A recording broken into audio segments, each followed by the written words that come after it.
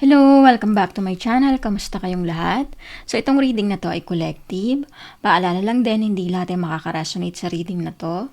So, take what resonate and leave what doesn't. So, ibig sabihin, kung hindi ka naka-resonate at hindi na-pick up yung energy mo, ibig sabihin hindi para sa yung reading na to. So, tingnan natin kung ano ba yung makikita nating message ngayon.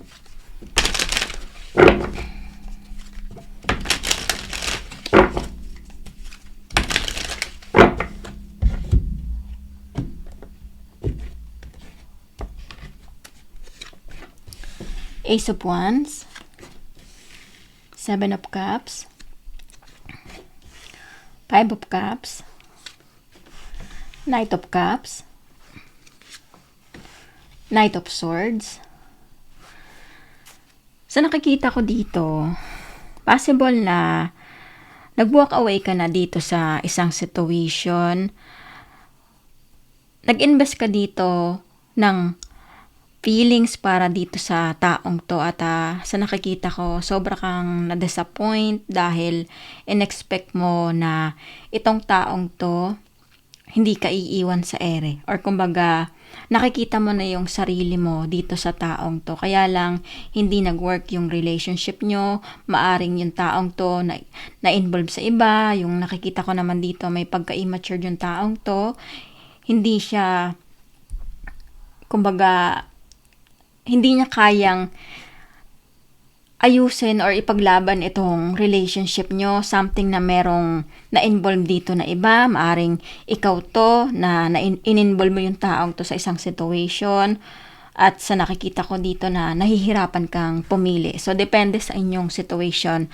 Either way, possible na ito yung taong to na merong na-involve sa kanya or may ka-involve siyang iba at hindi kanya napili. So, sa nakikita ko dito, sobrang laki ng in-expect mo dito sa relasyon na to. At maaring hindi mo na makita yung sarili mo na magkaroon pa ng bagong karelasyon. Kasi sa nakikita ko, nagkaroon ka ng trust issue dito. Tinatry mo na mag-move forward. Pero sa nakikita ko dito, possible na nanghihinayang ka dito sa in-invest mong feelings para sa taong to. Queen of Swords, nakikita ko rin dito. Yung iba sa inyo, kinat-off nyo na to sa buhay nyo. Kumbaga, ayaw nyo nang mahirapan pa or dumanas ng ganitong pighati. Sa nakikita ko, maaring yung iba, nagmakaawa kayo sa taong to or nagantay kayo.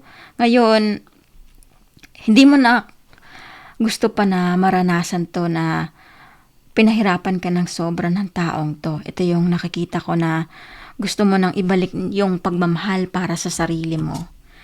Ace of Pentacles, nakikita ko kung nag-e-expect kayo ng new person or new love, pinapakita dito na merong new person na paparating sa buhay mo. Kung sa tingin mo, hindi ka pa ready or kumbaga natatakot ka na magmahal ulit, pinapakita dito na merong taong pagmamahal sa'yo or darating na tatartuhin ka na maayos, kumbaga irerespeto ka. Sa nakikita ko dito na nanghinayang ka dahil nga sobrang ininvest mo yung lahat-lahat para sa taong to. Maaring merong financial din na na-involve or kumbaga marami na kayong plano sa isa't isa. Kaya lang, umasa ka sa pangako ng taong to at napahako yung mga promises niya sa iyo. So, ito yung nakikita ko dito na meron kang trust issue ngayon. Especially kung meron kang nakilala na or kumbaga natatakot ka ng pumasok sa isang new relationship. Ace of Swords, nakikita ko rin dito, possible na magkaroon ng communication dito kung nag-e-expect pa rin kayo sa nakaraan. Sa nakikita ko dito, gusto pa rin ng taong to na gumawa ng paraan para makipag-communicate sa'yo. Kaya lang sa nakikita ko, binalak mo na yung taong to eh. Kumbaga, hindi ka na naniniwala pa. Ito yung nakikita ko pero gusto ng taong to na magkaayos kayo or kumbaga magkausap. Maaring gusto ulit ng taong to na mag-offer ng love sa'yo at ipapangako sa'yo na magbabago na siya. Seven of Swords na nakikita ko rin dito. Meron pa rin gagawin na pagluloko yung taong to. So, sinasabi dito na wag mong masyadong pagkakatiwalaan or kumbaga obserbahan mo muna yung taong to dahil sa nakikita ko dito, hindi pa rin natuto yung taong to sa mga ginawa niyang kasalanan or kumbaga gusto niya lang na itry, na i-win back ka.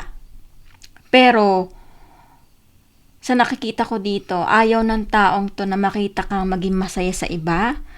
Kasi, hinuhold ka ng taong to. Kumbaga, pinapaasa ka niya. Masyadong selfish yung taong to. Ito yung nakikita ko na puro kasinungalingan pa rin yung sasabihin ng taong to. Although, nandun yung feelings ng taong to. Kaya lang, sa nakikita ko dito, more on sarili niya lang yung iniisip niya. Hindi niya iniisip ko ano yung nararamdaman mo. Dahil sa nakikita ko, merong new person na dumating sa buhay mo. Maaring nalaman ng taong to. Ngayon, ayaw niya na mapunta ka doon or piliin mo yon. So, ngayon, tinatry ng taong to na i-work out ulit or kuhanin yung tiwala mo. Kaso sa nakikita ko dito, ayaw na ayaw mo nang maranasan pa itong nangyari sa situation mo. Kaya, maaring hindi mo na kinausap yung taong to or maaring kinat off mo na totally yung communication nyo para hindi ka na makontak pa ng taong to. Kaso yung iba dito, maaring gumagawa ng ibang account para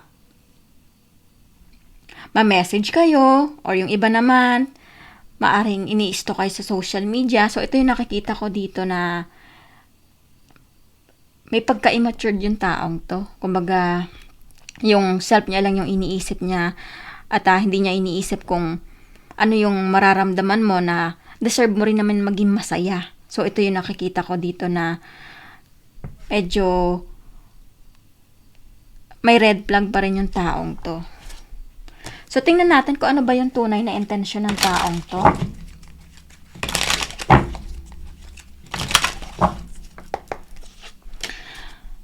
Eight of Pentacles, nakikita ko dito, nahihirapan tong mag-move on. Kung ito yung situation mo na in-involve ka ng taong to sa isang third party or na-involve siya sa iba, sa nakikita ko dito, hindi happy yung taong to. Dahil nga, nakikita niya na siguro na happy ka na, okay na, kumbaga, tinatry ka na kontakin, kumbaga hindi ka na nakikipag-usap. So, ito yung nakikita ko na parang gusto niya lang ipaglaban to, makipagbalikan sa'yo. Kaso, once na bigyan mo ulit siya ng pagkakataon, uulit-ulitin niya ulit yung ginawa niya. So, ito yung nakikita ko sa taong to na maaring magsayang ka lang ulit ng feelings or kumbaga ng time para sa kanya dahil nga hindi niya pa rin makita yung value mo eh. So, tingnan natin kung ano ba yung ma-advise sa'yo dito.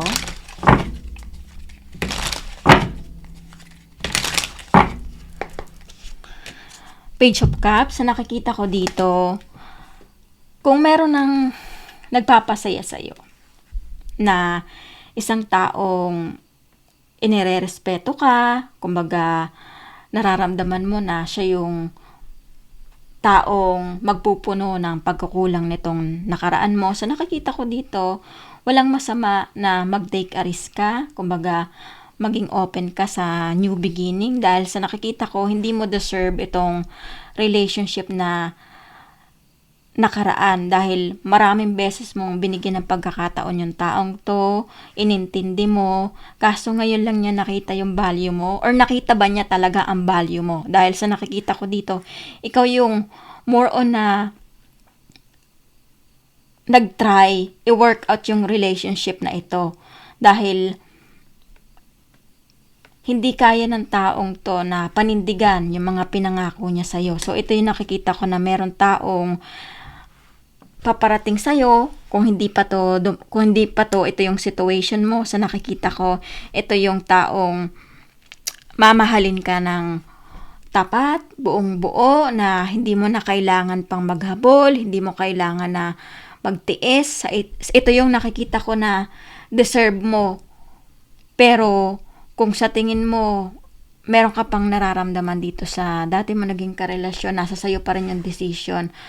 Pwede mong bigyan ng pagkakataon, obserbahan siya kung magbabago, pero kung nabaling na yung attention mo dito sa new person, so nakikita ko dito, walang masama na piliin mo ito dahil deserve mo naman na ma-experience yung totoong pagmamahal. Dahil sa nakikita ko dito, maaring 7 years, 5 years, 4 years kayo na magkarelasyon ng taong to, pero hindi pa rin ginawa ng taong to yung part niya bilang karelasyon. Kumbaga, ikaw yung give ng give dito. Kaso yung taong to, take lang ng take hanggang sa nagsawa ka na, napagod ka na. So, ang nakikita ko dito talaga, ito na possible na maaring guluhin pa rin kayo nitong dati nyo naging karelasyon. So, sa nakikita ko, meron kayong possible na kadiling na isang air, fire,